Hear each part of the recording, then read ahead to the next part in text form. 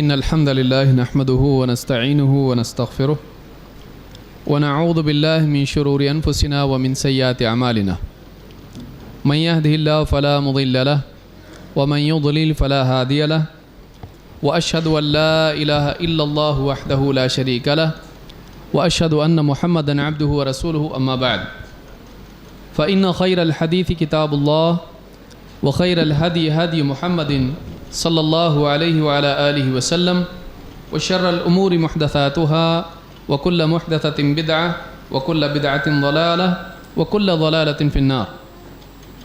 قال الله تبارك وتعالى من عمل صالحا من ذكر أو أنثى وهو مؤمن فلنحيينه حياة طيبة.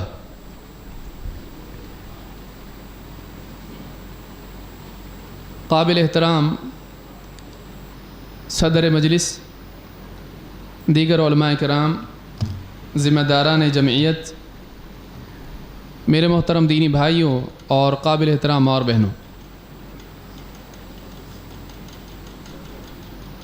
ایک بہت ہی اہم عنوان اچھا سماج، اچھا معاشرہ کیسے تعمیر کیا جائے اور وہ کیا بنیادیں ہیں جس کی بنیاد پر، جس کو ملحوظ رکھتے ہوئے ایک سماج کو اچھا بنایا جا سکتا ہے، وہ کیا نکات ہیں جن کو ذہن میں رکھا جائے تاکہ ہماری دنیا، ہمارا معاشرہ، ہمارا سماج، ہماری سوسائٹی اچھی بنے۔ آج اس مجلس میں انہی بعض چیزوں پر ہم غور کریں گے۔ چونکہ وقت کم ہے اس لیے بہت ہی تیزی کے ساتھ ان باتوں پر کچھ روشنی ڈالنے کی میں کوشش کروں گا۔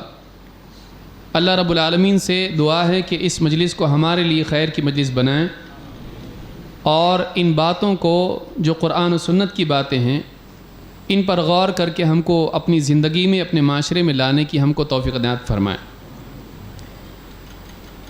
سب سے پہلی چیز یہ کہ اللہ رب العالمین نے قرآن کریم میں فرمایا کہ جو شخص نیک عمل کرے، چاہے وہ مرد ہو یا عورت، شرط یہ ہے کہ وہ مومن ہو، اس کے پاس ایمان ہو، تو ایسے لوگوں کو دنیا میں بھی اللہ تعالیٰ بہتر زندگی عطا فرمائے گا۔ یہ ہم سبھی جانتے ہیں کہ ایک معاشرہ گھروں سے بنتا ہے اور گھر میں افراد ہوتے ہیں، اس اعتبار سے ایک معاشرے کی اصلاح اور ایک سماج کا اچھا بننا افراد کے اچھا بننے کا نتیجہ ہے۔ اگر سماج میں ہر فرد اچھا بن جائے یا سماج کے غالب افراد اچھے بن جائیں تو اسی کا نتیجہ ہوتا ہے کہ وہ معاشرہ اچھا بن جاتا ہے۔ لہٰذا معاشرے کی اصلاح یا سماج کی بہتری تبھی وجود میں آتی ہے جب افراد کو اچھا بنایا جائے۔ اور ابھی تھوڑی دیر پہلے آپ نے جیسے سنا کہ اللہ اور آخرت پر ایمان وہ بنیاد ہے جس کے نتیجے میں افراد اچھے بنتے ہیں۔ زندگی میں اچھا اخلاق تبھی آتا ہے جب ایک انسان کے دل میں اللہ کا خوف اور آخرت کی پکڑ کا ڈر اور خوف پیدا ہوتا ہے۔ لہٰذا جب افراد اچھے بنتے ہیں تو اسی کے نتیجے میں سماج بھی اچھا بنتا ہے۔ لیکن وہ کیا بنیادیں ہیں، وہ کیا چیزیں ہیں جو افراد کے ذہن میں ہونی چاہیے، ان کے مزاج میں، ان کے علم میں، ان کے یقین میں، ان کے عقیدے میں، ان کی سوچ میں وہ کیا چیزیں ہونی چاہیے کہ ان سوچ کے، ان باتوں کے ذریعے سے وہ اچھے انسان بن جائیں۔ اس لیے کہ ایک انسان کا عمل اس کی سوچ کے تابع ہوتا ہے۔ اس کا عمل تبھی اعلیٰ بنتا ہے جب اس کی سوچ اونچی ہو۔ اگر سوچ کو صحیح کیا جائے تو عمل بھی صحیح ہو جاتا ہے۔ لہٰذا کچھ باتیں جو افراد اور سماج کی اصلاح کے لیے ذہن میں رکھنی چاہیے تاکہ ہم اچھا سماج بنائیں، آج کی اس مجلس میں انہی باتوں پر ہم غور کریں گے۔ سب سے پہلی چیز یہ ہے کہ سماج کی اصلاح کے لیے شروعات کی جائے بچوں کی تربیت سے۔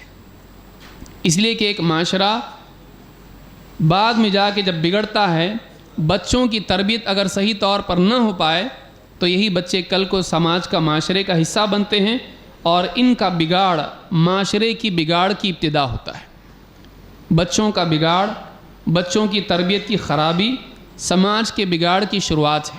اگر بچوں کی صحیح تربیت نہ کی جائے تو کل کو یہی بچے بڑے بن کے بگڑتے ہیں اور یہی بگڑے ہوئے افراد سماج کے بگاڑ کا ذریعہ بنتے ہیں۔ لہٰذا بگڑے ہوئے سماج کو سدھارنے سے بہتر یہ ہے کہ سماج کو بگڑنے سے بچایا جائے، اور اس کی شروعات ہوتی ہے جب بچوں کی تربیت صحیح ڈھنگ سے کی جائے۔ اللہ کے نبی صلی اللہ علیہ وسلم نے خاص طور سے بچوں کے سلسلے میں بننے اور بگڑنے کا ذمہ دار ماں باپ کو قرار دیا ہے، اس لیے کہ یہی وہ لوگ ہیں جو سب سے پہلے مرحلے میں بچوں کو ملتے ہیں۔ اللہ کے نبی صلی اللہ علیہ وسلم فرماتے ہیں ما من مولود الا یولد علی الفطرہ فابواہ یہودانہ وینصرانہ او یمجسانہ۔ امام البخاری اور مسلم نے اس کو روایت کیا ہے۔ آپ نے فرمایا کہ جو بھی بچہ پیدا ہوتا ہے وہ فطرت پر پیدا ہوتا ہے، وہ بگاڑ کے ساتھ پیدا نہیں ہوتا ہے، بلکہ وہ اس اصل فطرت پر پیدا ہوتا ہے جس میں اللہ تعالیٰ کی بات کی فرمانبرداری اپنے آپ پہلے سے موجود ہوتی ہے۔ اگر اس کو بتا دیا جائے کہ یہ صحیح ہے تو عمل کرنے لگ جائے، اس کی مخالفت نہ کرے۔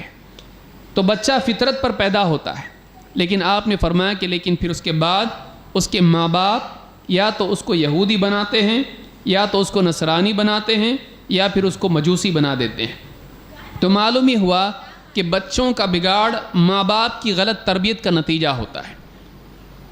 بچہ بگڑا ہوا پیدا نہیں ہوتا ہے، دنیا میں آنے والے افراد بگڑے ہوئے نہیں ہوتے ہیں، وہ دنیا میں آنے کے بعد غلط تربیت کی وجہ سے یا تربیت کی محرومی کی وجہ سے بگڑ جاتے ہیں۔ لہٰذا پہلے مرحلے میں اگر ہم چاہتے ہیں کہ کل کا سماج اچھا ہو تو ہم کو یہاں سے شروع کرنا چاہیے کہ ہم بچوں کی صحیح تربیت کریں۔ ابتدائی مرحلے میں ان کو اللہ تعالیٰ سے جوڑیں، اللہ کا خوف ان کے دلوں میں، اللہ کی محبت ان کے دلوں میں پیدا کرنے کی کوشش کریں، دنیا کی بجائے آخرت ان کے سامنے رکھیں، اللہ تعالیٰ کے انعام کو ان کے سامنے رکھا جائے۔ اللہ کے نبی صلی اللہ علیہ وسلم کو آپ دیکھیے، ابن عباس کو اپنے ساتھ سوار کیا اور اللہ تعالیٰ کی عظمت اور اللہ تعالیٰ کی قدرت کا استحضار ان کو کروایا۔ لمبی حدیث سے آپ جانتے ہیں، اللہ کے نبی صلی اللہ علیہ وسلم نے تقدیر اور اللہ کے فیصلے اور اللہ کی بڑائی اور اللہ کے حکموں کو یاد رکھنا، اللہ کی نصرت کا ذریعہ اس کو سمجھنا، یہ ابن عباس رضی اللہ عنہ کے ذہن میں ڈالا۔ لہٰذا بچوں کو اللہ تعالیٰ کی بڑائی بیان کی جائے، ان کے سامنے اللہ کی عظمت بیان کی جائے، تاکہ بچہ اپنی زندگی کے پہلے مراحل میں سب سے بڑا اللہ ہے اس کو محسوس کرے، اس کو جانے۔ اس کے سامنے بہت ساری عظمتیں ہوتی ہیں، اس کے سامنے اللہ کی عظمت پیش کی جائے، کیونکہ اللہ اس کو دکھائی نہیں دیتا ہے۔ سورج کا روشن ہونا، پہاڑوں کا اونچا ہونا، بارش کا ہونا، ہواؤں کا چلنا، یہ سارے مظاہر جو کائنات میں ہیں، ان سب کا کرنے والا اللہ تعالیٰ ہے۔ نعمتیں عطا کرنے والا، جسم اور کھانا پینا لباس اور ساری نعمتیں دینے والا اللہ ہے، بچوں کے ذہن میں ڈالا جائے۔ آخرت میں اگر گناہ دنیا میں کیا جائے، آخرت میں اللہ تعالیٰ پکڑے گا۔ اگر کسی دوسرے بچے پر اس نے ظلم کیا، اگر دوسروں کو ستایا تو یہ بگاڑ ہے۔ کل کو بڑا ہو کہ اگر وہ گناہگار بنتا ہے، اللہ اس پر پکڑے گا۔ دنیا میں اگر چھوٹ کے بھاگ جائے، آخرت میں وہ آدمی پکڑا جائے گا۔ یہ ذہن بچوں کا بنایا جائے۔ نبی صلی اللہ علیہ وسلم کی محبت، آپ کی فرما برداری میں، آپ کی اتباع میں دنیا میں فائدہ اور آخرت میں کامیابی اس کے ذہن میں ڈالی جائے۔ اسلام سے محبت اس کے دل میں پیدا کی جائے۔ تو اچھا سماج بنانے کے لیے پہلے مرحلے میں ضروری ہے کہ سماج کے جو بچے ہیں، جو ابھی بگڑے نہیں ہیں، ابھی مجرم نہیں بنے ہیں، ابھی خرابی ان کے اندر نہیں آئی ہے، اس پہلے مرحلے میں ان کی تربیت کا خاص اہتمام کیا جائے۔ چاہے گھر کی تربیت ہو یا مکاتیب کا انتظام ہو، مکتب ہوں بستی بستی میں، مسجدوں کے اندر، یا اسی طرح سے اسکولوں کے سلیبس میں، ان کے تعلیم کے نظام میں ایسا نظام بنایا جائے کہ بچوں کو صحیح تربیت مل پائے۔ تو یہ پہلا نقطہ ہے جو سماج کی اصلاح کے لیے، اچھے معاشرے کی تعمیر میں ہم کو ملحوظ رکھنا چاہیے۔ نمبر 2، سماج میں بہتر سماج کے لیے ضروری ہے کہ افراد میں دنیاوی شہرت اور دنیاوی مفاد کی بجائے آخرت کے لیے عمل کرنے کا مزاج بنے۔ اچھا سماج کون سا ہے؟ جس میں لوگ شہرت کے لیے عمل نہ کریں۔ اگر کسی غریب کو کچھ کھلا رہے ہیں، پلا رہے ہیں، اس کو کپڑے پہنا رہے ہیں تو فوراً فیس بک پہ آنے کا شوق ہو، اگر کوئی کیمرہ نہ ہو تو عمل بھی غائب۔ ایسا مزاج لوگوں کے اندر نہ بنے۔ اگر کوئی عہدہ مل سکتا ہے، اگر دنیا میں عزت اور شہرت مل سکتی ہے، تبھی آدمی عمل کرے گا، ورنہ نہیں۔ یہ مزاج اگر سماج میں ہو جائے تو سماج بگاڑ کی طرف جاتا ہے۔ دنیا کے اندر مال کے طور پر اگر کچھ بڑا فائدہ ہوتا ہے تبھی جا کر ہم کوئی خدمت کریں گے، تبھی جا کر ہم کوئی کام کریں گے، تو یہ جو مزاج ہے یہ بگڑا ہوا مزاج ہے۔ دنیا میں پانے کا مزاج انسان کے اندر بگاڑ پیدا کرتا ہے۔ وہ وہیں کرتا ہے جہاں پر ملتا ہے، جہاں نہیں ملتا ہے وہ نہیں کرتا ہے۔ وہ بنیے کی طرح ہو جاتا ہے کہ اس کو اگر دنیا میں کئی گنا مل کے ملتا ہے تبھی وہ کرے گا، اگر نہیں ملتا ہے تو نہیں کرے گا۔ اس سے بڑھ کے آخرت ہے۔ ایک انسان کے ذہن میں جب اللہ سے پانے کا اور آخرت میں ملنے کا یقین ہو تو اس کو دنیا میں کچھ نہ بھی ملے بلکہ دنیا میں نقصان بھی ہو تو وہ آدمی کرنے والا بن جاتا ہے۔ اللہ تعالیٰ نے قرآن کریم میں صالحین کا حال بیان کیا تو فرمایا وَيُطْعِمُونَ الطَّعَامَ عَلَى حُبِّهِ مِسْكِينًا وَيَتِيمًا وَأَسِيرًا إِنَّمَا نُطْعِمُكُمْ لِوَجْهِ اللَّهِ لَا نُرِيدُ مِنكُمْ جَزَاءً وَلَا شُكُورًا۔ آپ دیکھیں اللہ کے نیک بندے کیسے ہوتے ہیں، اچھے سماج کے افراد کیسے ہوتے ہیں۔ اللہ تعالیٰ نے سورہ الانسان میں بیان کیا، فرمایا کہ ان کا حال یہ ہوتا ہے کہ وہ زبان حال سے وہ کہتے ہیں کہ فرماتے ہیں، اللہ فرماتا وَيُطْعِمُونَ الطَّعَامَ عَلَى حُبِّهِ، اللہ کی محبت میں وہ لوگوں کو کھانا کھلاتے ہیں۔ کن کو؟ مسکینوں کو، یتیموں کو اور قیدیوں کو۔ اور ان کا حال کیا ہے؟ وہ زبان حال سے کہتے ہیں انما نطعمکم لوجہ اللہ، ہم تو بس تمہیں اللہ کی خاطر کھلاتے ہیں۔ لا نرید منکم جزاء ولا شکورا، ہمیں اس کے بدلے میں تم سے کوئی جزا، بدلہ، مادی نفع نہیں چاہیے، اور ولا شکورا، ہم کو شکریہ کے کلمات بھی تم سے نہیں چاہیے۔ یہ بھی نہیں چاہتے کہ تمہارے دلوں میں ہمارے لیے تشکر کے جذبات پیدا ہوں۔ کیوں ہم کر رہے ہیں؟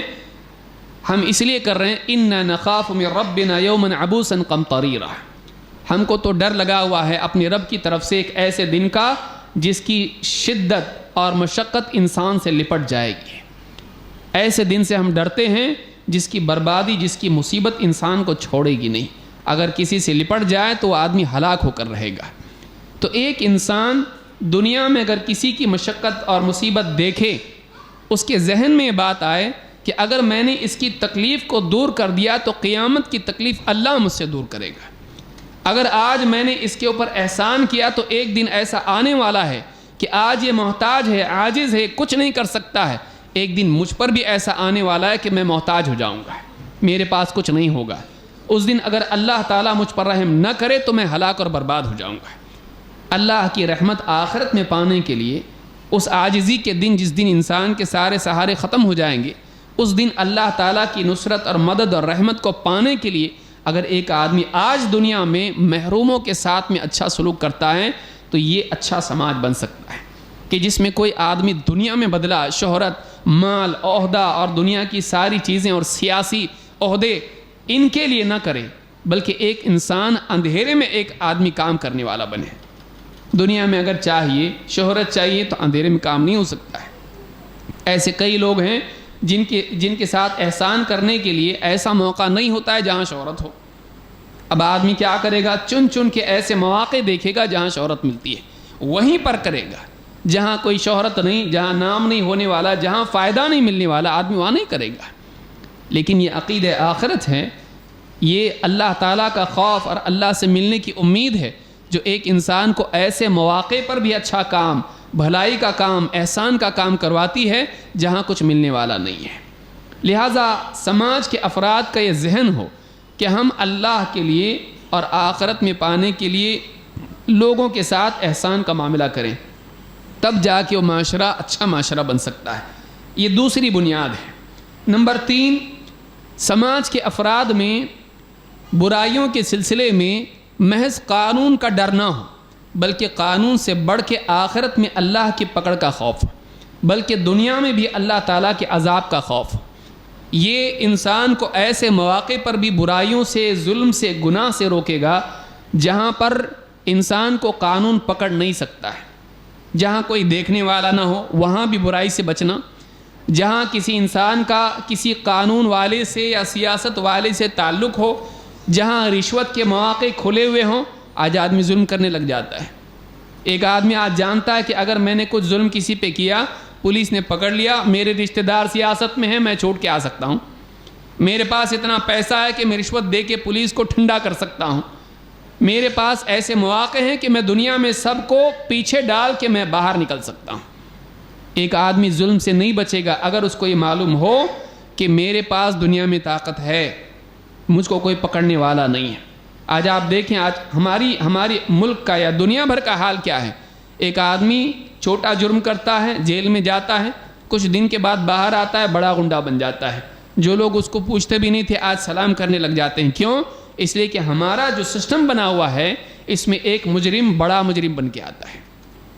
وہ سماج کے لیے، وہ سماج میں ڈر کے جینے کی بجائے سماج اس سے ڈر کے جینے لگتا ہے۔ کیوں؟ اس لیے کہ جرم کی سزا ہلکی ہے اور مجرم کو معلوم ہے کہ میں چھوٹ کے آ جاؤں گا اور اس کے بعد بڑا جرم کرنے کا موقع میرے پاس کھلا ہوا ہے۔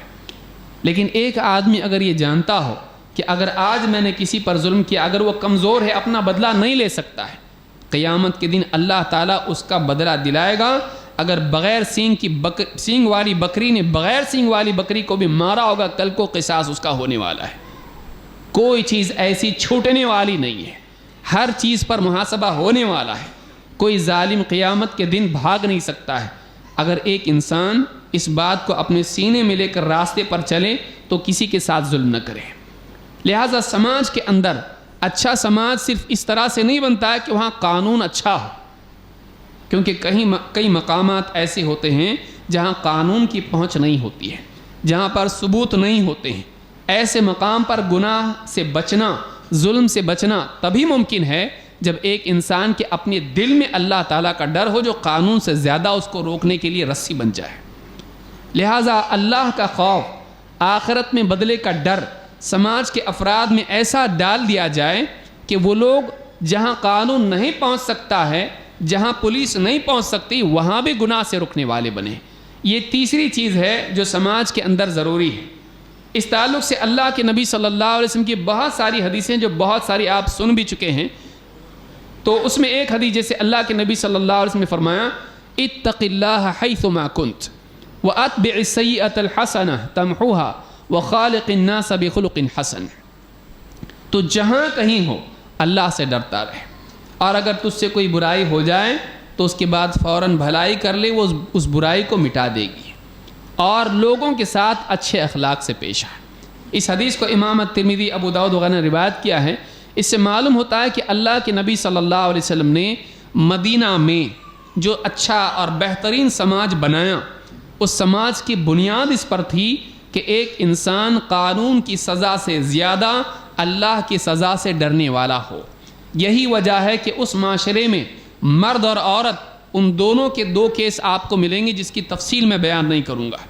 ایک مرد سے اکیلے میں چپکے سے زنا ہوا ہے جس کا کوئی گواہ نہیں، ایک عورت سے زنا ہوا ہے جس کا کوئی گواہ نہیں، ماعز اسلمی یا غامدیہ، آپ دیکھیں دونوں کا کوئی گواہ نہیں ہے۔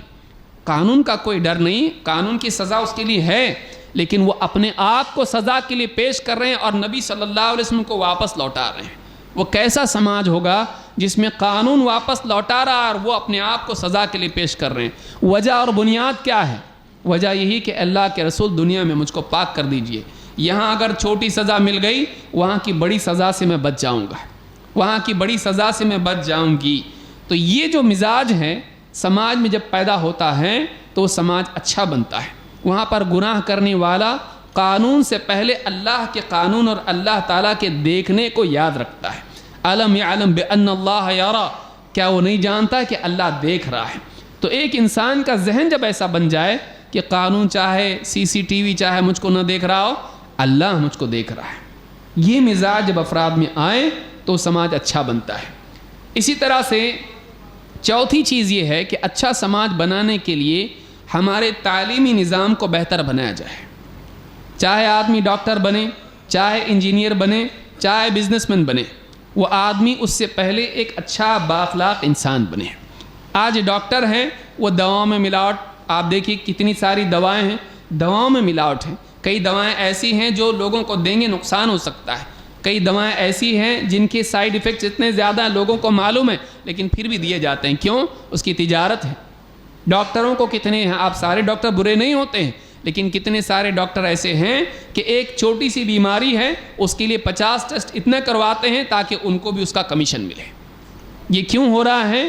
وہ ڈاکٹر پرفیکٹ ہیں اچھا ہے، بڑی ڈگری اس کے پاس ہے، گولڈ میڈلسٹ ہے، لیکن وہ گولڈ میڈلسٹ میڈیسن میں ہے، اخلاق میں نہیں ہے. اس کو اللہ کا ڈر نہیں ہے، اس کو انسانیت سے وہ ہمدردی نہیں ہے. اس کے ذہن میں ایک ہی بات بیٹھی ہے کہ میرا خرچ پڑھائی میں اتنا زیادہ ہوا ہے، وہ وصولنا مجھ کو ہے. کس سے وصولیں گے؟ انہی لوگوں سے وصولنا پڑے گا جو پیشنٹ میرے پاس آ رہے ہیں.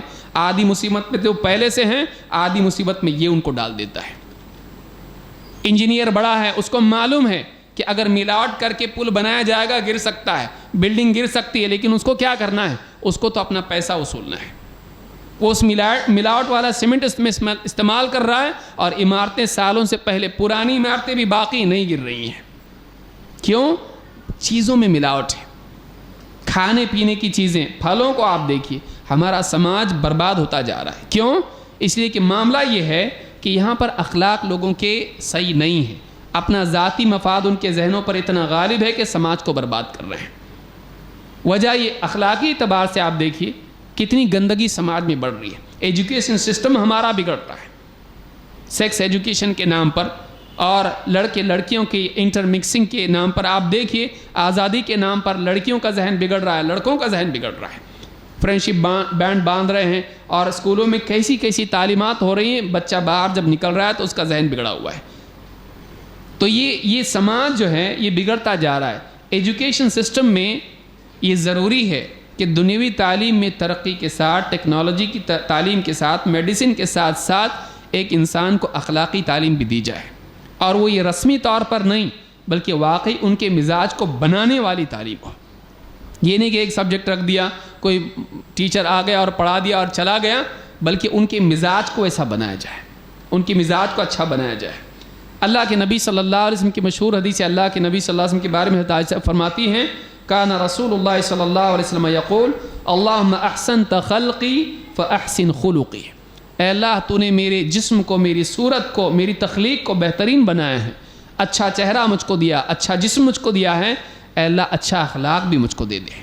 صرف ظاہری اعتبار سے سماج کو بہتر بنانا، اعلیٰ تعلیم، آپ بڑی بڑی بلڈنگیں، اچھے دواخانے، اچھے سارے پارک اور سب کچھ اچھا بن رہا ہے، سماج کی شکل اچھی بن رہی ہے، لیکن سماج کا اخلاقی نظام آپ دیکھیے بگڑا ہوا ہے. آج سے 50 سال پہلے پڑھائی لکھائی اتنی نہیں تھی، ٹیکنالوجی اتنی زیادہ نہیں تھی، لوگ زیادہ اچھے تھے. جو کل کے بوڑھے آج باقی ہیں کہتے ہیں ہمارے زمانے میں ایسا نہیں تھا. ہمارے زمانے میں ایک آدمی اپنی بیٹی کو کسی کے گھر میں چھوڑ کے چلا جائے، وہ بیٹی، وہ بچی پڑوسی کے یہاں پر محفوظ سمجھتا تھا. آج رشتہ داروں کے گھر میں چھوڑنا آج ڈر ہو گیا ہے. آج ماحول اخبارات میں آپ دیکھیں آئے دن ٹیچر نے بچی کے ساتھ میں کیا بدسلوکی کی، چھوٹی بچی کے ساتھ، 6 سال کے بچوں کے ساتھ میں. کیوں ہمارا سماج؟ ٹیچر اسکول کے ایسے ہیں. آپ سوچئے اسکول کے ٹیچروں کے ساتھ آپ دیکھیں بچوں کے ساتھ ایسے معاملات اخبارات میں آئے دن آ رہے ہیں. کیوں؟ اس لیے کہ ہمارا سماج گندا ہوتا جا رہا ہے. ہمارے سماج میں دنیوی تعلیم تو بڑھ رہی ہے، لیکن ہمارے سماج میں اخلاقی تعلیم کا فقدان ہے، ذہنوں سے اخلاق نکلتا جا رہا ہے. لہٰذا یہ بھی ضروری ہے کہ ہمارے سماج میں اخلاقی تعلیم کو غالب کیا جائے، اس کو رسمی تعلیم کے طور پر نہ رکھا جائے بلکہ مزاج بدلنے والی تعلیم وہ ہو. نمبر 5، سماج میں ذاتی کامیابی کے ساتھ ساتھ سماج کی فلاح کا بھی خیال ہو. یعنی ایک انسان ایسا نہ ہو کہ میں اپنا فائدہ کر لوں، سماج جہنم میں جائے، سماج گڑھے میں جائے، مجھ کو کوئی مطلب نہیں، سماج سے میرا کیا لینا دینا.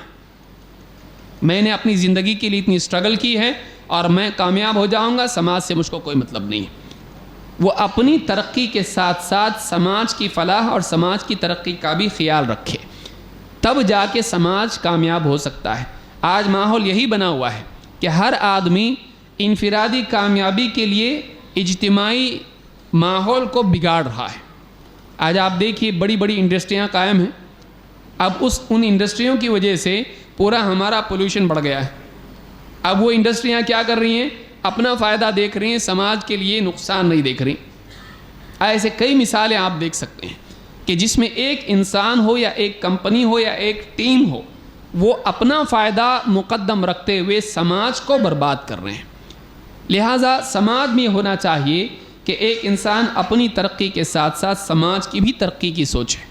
اللہ رب العالمین نے قرآن کریم میں شہد کی مکھی کی مثال دی ہے.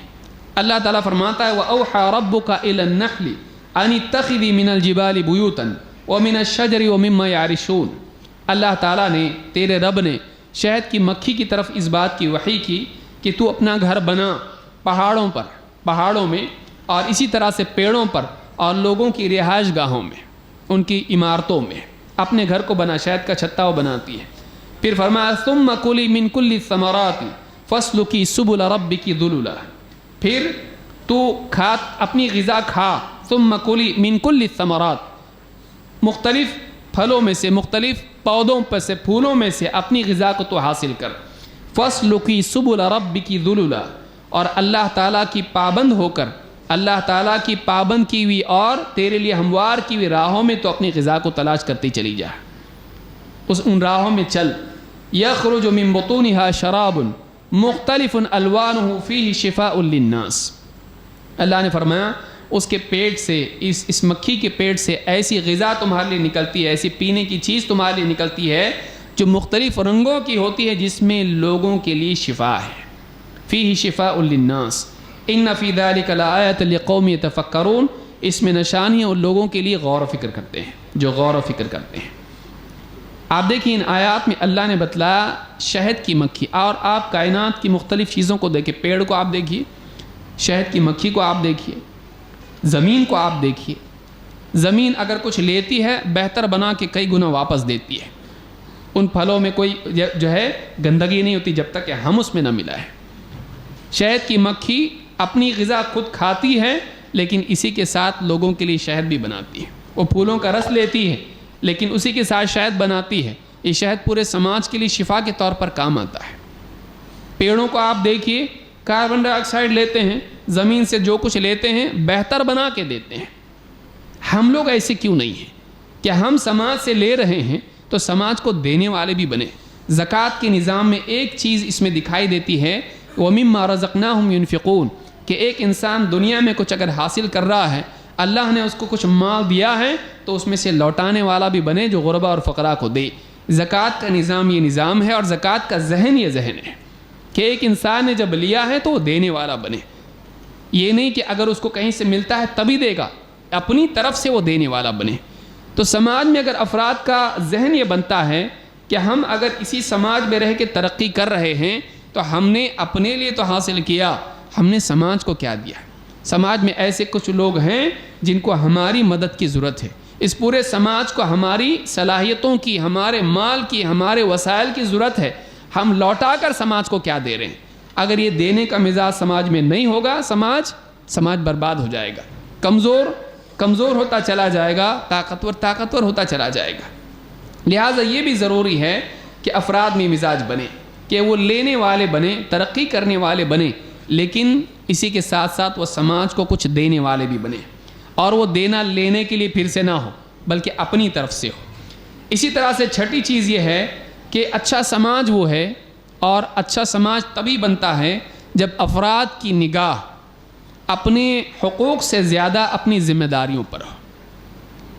آج آپ دیکھیے ذرا سا کچھ ہو جاتا ہے لوگ مورچہ نکال لیتے ہیں، ہمارے حقوق، بلا شبہ حقوق اپنی جگہ ہیں اور ہر انسان کا حق اس کو ملنا چاہیے، لیکن آپ دیکھیں گے کہ لوگوں کا ماحول یہ ہے کہ وہ اپنے حقوق کے لیے مورچہ نکالتے ہیں، اپنی ذمہ داریوں کی تقصیر کے لیے کبھی مورچہ نہیں نکالتے۔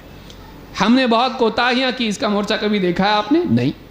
حالانکہ ہر انسان کو دیکھا جائے، ایک علاقے میں گندگی اگر ہے، اگر اس کی صفائی نہیں ہوتی ہے تو صفائی کے لیے مورچہ کبھی نہیں نکلے گا، گندگی ہے اس کے لیے مورچہ نکلے گا۔ لہٰذا لوگوں کا مزاج جو ہے اپنی ذمہ داریوں پر نہیں ہے، لوگوں کی جو نگاہ ہے وہ اپنے حقوق پر ہے، کہ ہم کو یہ چاہیے، اس پر اگر نگاہ ہے، لیکن ہم کو کیا کرنا چاہیے اس پر اگر نگاہ نہیں ہے تو سماج کبھی اچھا نہیں بنے گا، وہ گھر کبھی اچھا نہیں بن سکتا ہے۔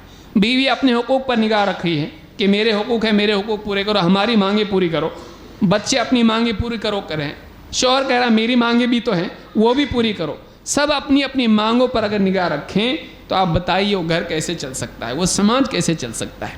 لیکن بیوی اپنی ذمہ داری پر دھیان دے، شوہر اپنی ذمہ داری پر دھیان دے، بچے اپنی ذمہ داری پر دھیان دیں، تب جا کر وہ گھر بہترین بن سکتا ہے۔ اسی طرح سے سماج بھی۔ اللہ کے نبی صلی اللہ علیہ وسلم کے صحابی ابن مسعود رضی اللہ عنہ فرماتے ہیں، اللہ کے نبی صلی اللہ علیہ وسلم نے فرمایا ستکون اثرۃ وامور تنکرونها، ان قریب ایسا وقت آئے گا کہ تم کو دکھائی دے گا کہ تم پر دوسروں کو ترجیح دی جا رہی ہے، تمہارے مقابلے میں دوسروں کو بڑے عہدے مل رہے ہیں، تمہارے مقابلے میں دوسروں کو زیادہ مل رہا ہے، وامور تنکرونها، اور ایسی چیزیں تم کو دکھائی دیں گی جنہیں تم پسند نہیں کرو گے، وہ بری لگیں گی تم کو۔ قالوا یا رسول اللہ فما تأمرنا، لوگوں نے کہا اللہ کے رسول اس وقت کے لیے آپ ہم کو کیا حکم دیتے ہیں؟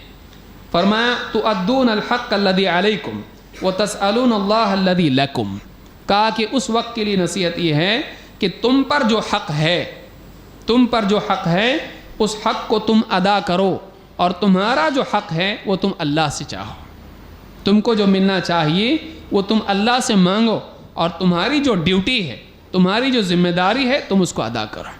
اگر ہر آدمی کا مزاج بن جائے تو گھر سے لے کے پورا سماج اچھا بن جائے، کہ ہم اپنی نگاہ اپنا دھیان اس پر دیں کہ ہم کو کیا کرنا چاہیے، یہ نہیں کہ ہم کو کیا ملنا چاہیے۔ اگر اس طرح کا مزاج بنتا ہے تو سماج اچھا بنتا ہے۔ یہ حدیث بخاری مسلم کی ہے۔ اسی طرح سے ساتویں چیز اس سلسلے میں یہ ہے کہ افراد میں بولنے سے زیادہ کرنے کا مزاج بنے۔ اچھی باتیں کرنا بھی بہت اچھا ہے، لیکن اسی کے ساتھ ساتھ اس سے زیادہ اہم یہ ہے کہ سماج کو اچھا بنانے کے لیے صرف بولنے کی بجائے ہم وہ کام کریں جس سے سماج اچھا بنتا ہے۔ آج آپ دیکھیے واٹس ایپ پہ بعض لوگوں نے بھی کہا کہ واٹس ایپ پہ جتنے اچھے میسج ہم ڈالتے ہیں اگر واقعی ایسے ہم بن جائیں تو پوری دنیا کتنی اچھی ہو جائے۔ آپ دیکھیے صبح آدمی نیند سے اٹھتا ہے اور ابھی دانت بھی صاف نہیں کیا اس نے، پہلا کیا کرتا ہے واٹس ایپ، اور اس کے اوپر کوئی اچھا میسج آ گیا کسی گروپ میں ڈال دیا۔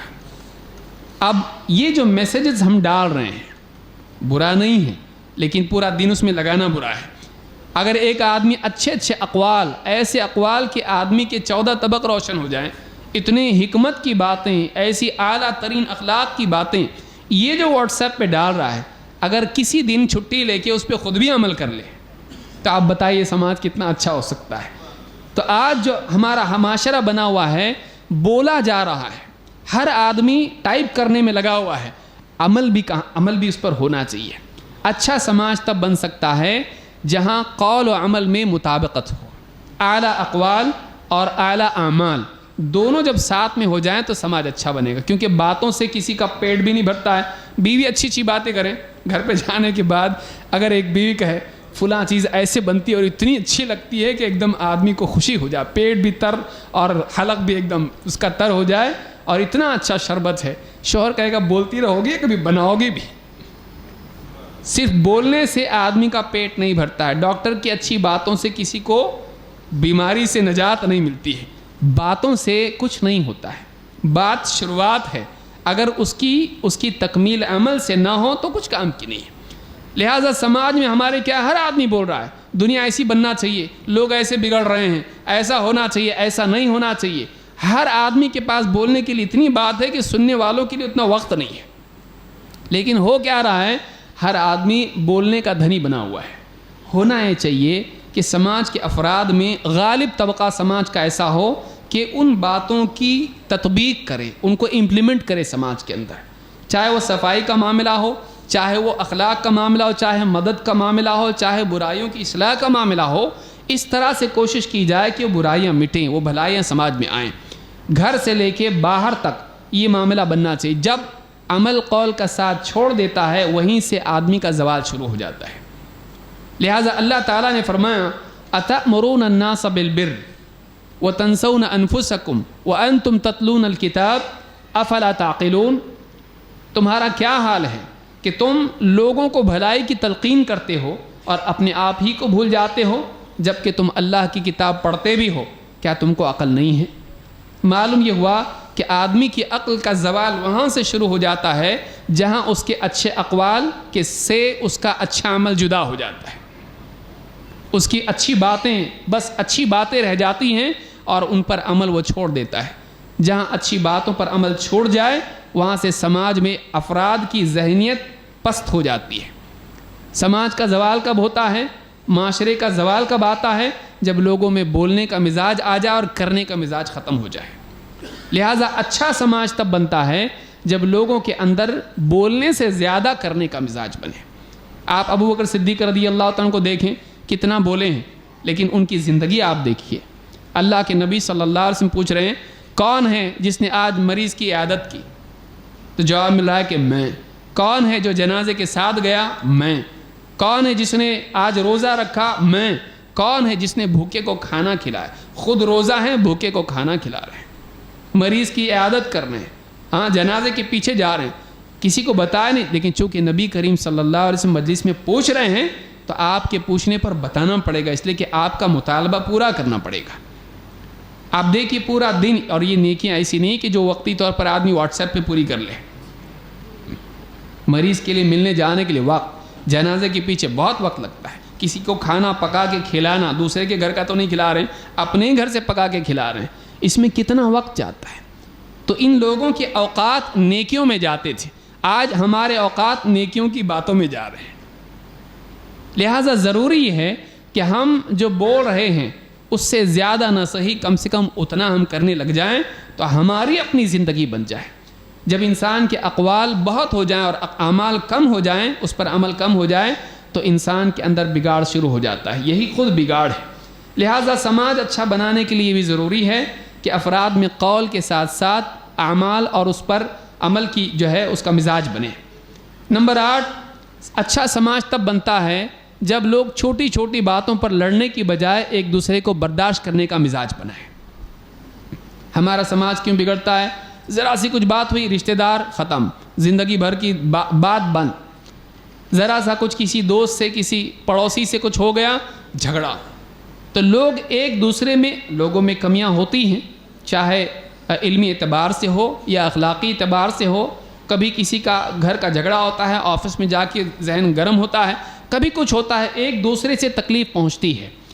سماج کے اندر اگر افراد کا مزاج یہ بنے کہ ایک دوسرے کی کمیوں کو، ایک دوسرے سے پہنچنے والی تکلیف کو برداشت کر لیں، تو سماج اپنی جگہ باقی رہتا ہے۔ اگر ایک اینٹ دوسرے کو ڈھیلی کرنے لگے تو دیوار کمزور ہو جاتی ہے۔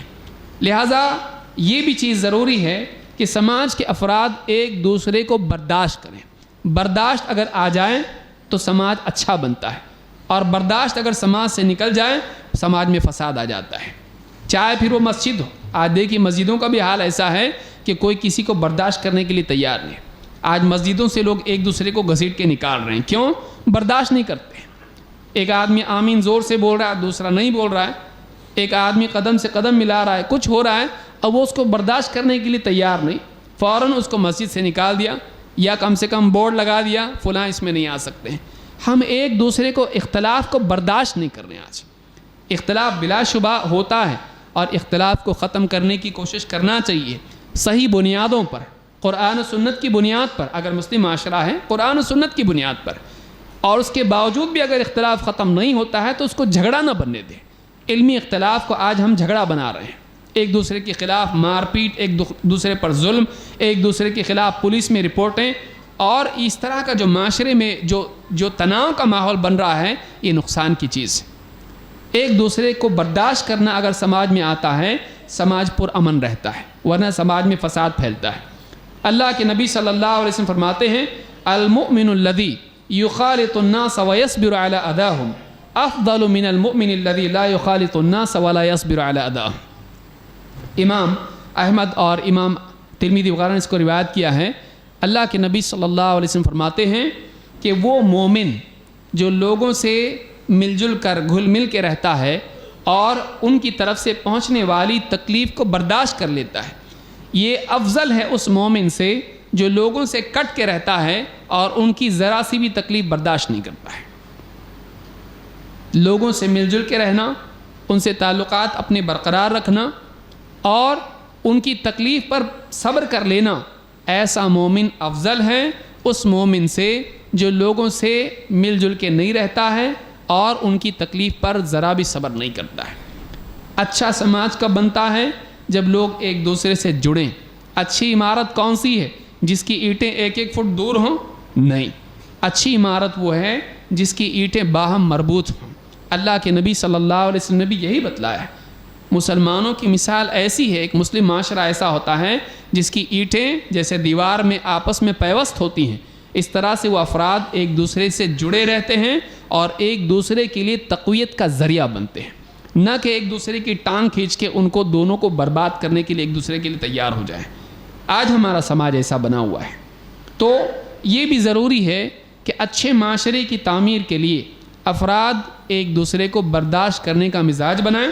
بلا شبہ علمی سطح پر غلطی کے اوپر تنقید کرنا ایک الگ بات ہے، جو غلط ہے اس کو غلط تو بتانا پڑے گا، سائے کی طرح ہاں میں ہاں ملانا یہ مسلمانوں کا طریقہ نہیں ہے، لیکن علمی اختلاف کو علمی حدود میں رکھا جائے، یہ نہیں کہ اس کو جھگڑا بنا دیا جائے، یہ بھی ضروری ہے۔ اسی طرح سے نویں چیز یہ ہے کہ افراد میں محض اپنی ذاتی زندگی میں مگن ہونے کی بجائے سماج میں پھیلی ہوئی برائیوں کو ختم کرنے اور سماج میں بہتری لانے کے لیے جد و جہد اور کوشش کرنے کا مزاج بنے۔ یعنی یہ نہیں کہ میں نماز پڑھ رہا ہوں تو میں نمازی ہوں، باقی لوگ بے نمازی رہے وہ ان کا مسئلہ ہے، آخرت میں وہ بھگتیں گے، یہ نہیں۔ اگر میں اچھا بن رہا ہوں تو میں اپنے لیے بن رہا ہوں، میرا معاملہ میری پوچھ ہونے والی ہے، سماج اگر بگڑ رہا ہے تو سماج کا مسئلہ ہے، میرا نہیں۔ اگر ایسے افراد سماج میں ہوں گے خود غرض قسم کے، تو نہ صرف یہ کہ سماج کو نقصان پہنچائیں گے، خود اپنے آپ کو بھی نقصان پہنچائیں گے۔ اللہ رب العالمین نے خسارے سے بچنے کے لیے اس کو شرط قرار دیا ہے۔ اللہ تعالیٰ نے فرمایا والعصر ان الانسان لفی خسر الا الذین آمنوا وعملوا الصالحات وتواصوا بالحق وتواصوا بالصبر۔ قسم زمانے کی انسان خسارے میں ہے، گھاٹے میں ہے، بربادی میں ہے، لیکن کون اس بربادی سے اور خسارے سے بچا ہوا ہے؟ الا الذین آمنوا وعملوا الصالحات، جو ایمان لائے اور نیک عمل کرتے رہے۔ لیکن یہیں تک معاملہ رک گیا نہیں، اب اسی چیز کی دوسروں کو بھی تعلیم اور وصیت کرنا ضروری ہے۔ وتواصوا بالحق وتواصوا بالصبر، جس حق پر خود ایمان لایا ہے اس حق کی دوسروں کو بھی تلقین کرے، جس دین پر عملی سطح پر خود بھی جمع ہوا ہے اس پر دوسروں کو بھی صبر کی تلقین کرے۔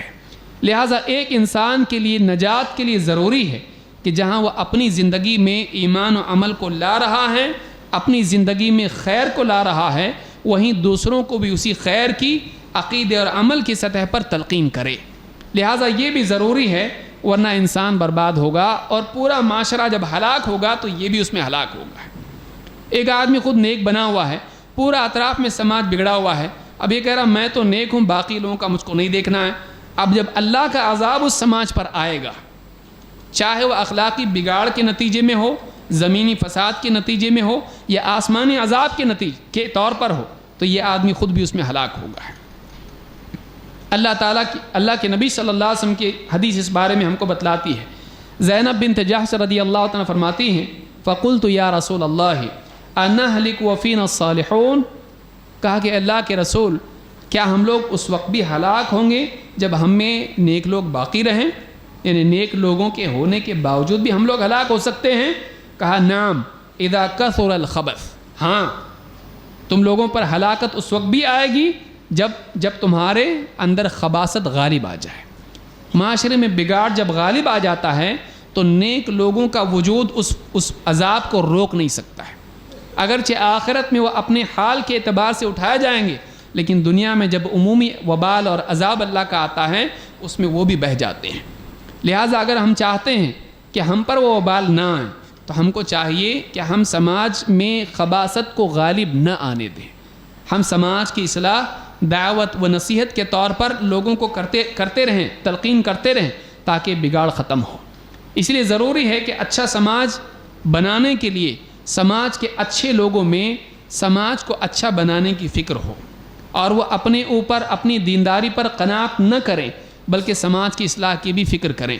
ظاہر بات ہے، آپ دیکھیے آپ اپنے گھر کو ایک دم پاک صاف رکھے ہوئے ہیں اور چمک رہا ہے پورا اندر سے گھر، اور باہر پوری گندگی جمی ہوئی ہے، اس کے جب مچھر بنیں گے آپ کو بھی آ کے کاٹیں گے، آپ دوسروں کی طرح آپ بھی بیمار پڑو گے۔ لہٰذا آپ کو چاہیے کہ جیسے آپ نے اپنے گھر کو صاف رکھا ہے اپنی بستی کو بھی صاف کرنے کی کوشش کریں، چاہے وہ مادی اعتبار سے صفائی ہو یا اخلاقی اعتبار سے ہو، دینی اعتبار سے ہو، ضروری ہے۔ اسی طرح سے آخری چیز یہ ہے کہ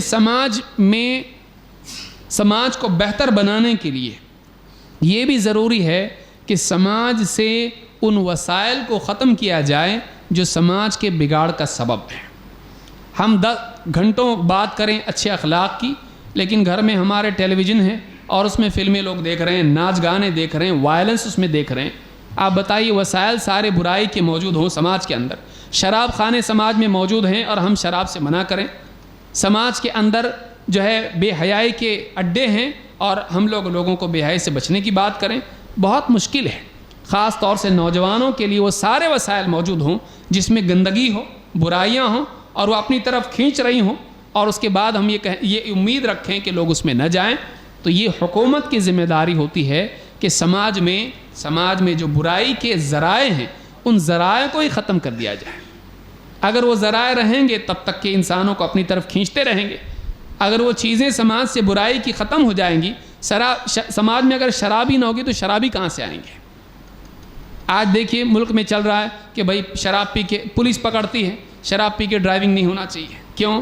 اس لیے کہ شراب پی کے ڈرائیونگ کرو گے تو کئیوں کی جان خطرے میں جائے گی۔ آپ شراب کو بند کر دو، شراب چیک کرنے کی ضرورت نہیں کون پیا ہوا نہیں ہے۔ آپ ویب سائٹ نوجوانوں کے اندر جو اتنے سارے زنا کے کیس آ رہے ہیں، بچیوں کے ساتھ زنا، بس میں کسی عورت کے ساتھ زنا، یا ٹرین میں کسی عورت کی عزت پر حملہ، یہ سارا ہو رہا ہے۔ پورنوگرافی کے اتنے سارے ویب سائٹ ہیں، ان کو بند نہیں کریں گے، لوگوں کے اندر، فلموں کے اندر گندگی آ رہی ہے، بڑھتی جا رہی ہے، اس کو آپ ختم نہیں کرو گے، اس کو آپ روکو گے نہیں اور لوگوں کے جذبات بھڑکیں گے اس سے، تو اس کا نتیجہ یہی ہوگا کہ جو آدمی اپنے جذبات کی تسکین چاہتا ہے، اپنی شہوتوں کی تسکین چاہتا ہے، وہ کہیں نہ کہیں اس کو آزمائے گا، وہ موقع دیکھ کے کسی کی عزت پر حملہ ضرور کرے گا۔ تو آپ وہ بنیاد ہی ختم کر دیں جہاں سے وہ گندگی آ رہی ہے، تو پھر وہ نتیجے بھی پیدا نہیں ہوں گے جو ان برائیوں کے نتیجے میں سامنے آ رہے ہیں۔ لہٰذا گناہوں کے، گندگی کے، برائی کے وسائل سماج سے ختم کرنا ضروری ہے۔ اللہ تعالیٰ قرآن کریم میں فرماتا ہے ان الذین یحبون ان تشیع الفاحشۃ فی الذین آمنوا لہم عذاب علیم فی الدنیا والآخرہ واللہ یعلم وانتم لا تعلمون۔ وہ لوگ جو اس بات کو پسند کرتے ہیں کہ اہل ایمان کے درمیان مسلم معاشرے میں بے حیائی پھیلے، عام ہو، ان کے لیے دنیا میں بھی عذاب ہے اور آخرت میں بھی، اور اللہ جانتا ہے تم نہیں جانتے۔ آج آپ دیکھیے ٹیلی ویژن اور انٹرنیٹ اور اس طرح کی جتنی چیزیں آزادی کے ساتھ جو استعمال کی جا رہی ہیں اور اس میں جو گندگی آ رہی ہے، 2 چیزیں اس کے لیے اصل اس میں ہیں، فلموں میں ہو یا ٹیلی ویژن پہ ہو، 2 چیزیں آپ دیکھیں گے جو سماج کے لیے بہت بربادی کی اور یہ عام ہو رہی ہیں۔ ایک بے حیائی، گندگی، نیوڈیٹی جس کو آپ کہیں، برہنہ سماج بن رہا ہے ہمارا۔ کیوں؟ اس لیے کہ وہ فیشن ویسٹ کا ہمارے سماج میں آ رہا ہے میڈیا کے ذریعے سے۔ 2 وائلنس، فلموں میں یہ دونوں چیزیں ہیں، یہاں تک کہ آج ایڈورٹیزمنٹ میں بھی یہ چیزیں آ رہی ہیں، اخبارات میں بھی آ رہا ہے۔ تو نیوڈیٹی اور وائلنس، یہ 2 چیزیں سماج میں عام ہوتی جا رہے ہیں، اور پھر ہم گلا شکوہ کر رہے ہیں کہ سماج میں جانیں محفوظ نہیں ہیں اور غنڈہ گردی بڑھ رہی ہے اور سماج میں بے حیائی بڑھ رہی ہے اور عورتوں کی عزت محفوظ نہیں ہے۔ کتنے 50 قانون آپ بنائیں، اصل جڑ آپ جب تک کہ اس کی نہیں کاٹتے ہیں وہ چیزیں باقی رہیں گی۔ لہٰذا سماج کی اصلاح کے لیے ضروری ہے کہ اس سماج سے برائی کے وہ ذرائع اور وسائل جو استعمال کر کے سماج بگڑ سکتا ہے ان کو ختم کیا جائے، تو تب جا کے سماج اچھا بن سکتا ہے۔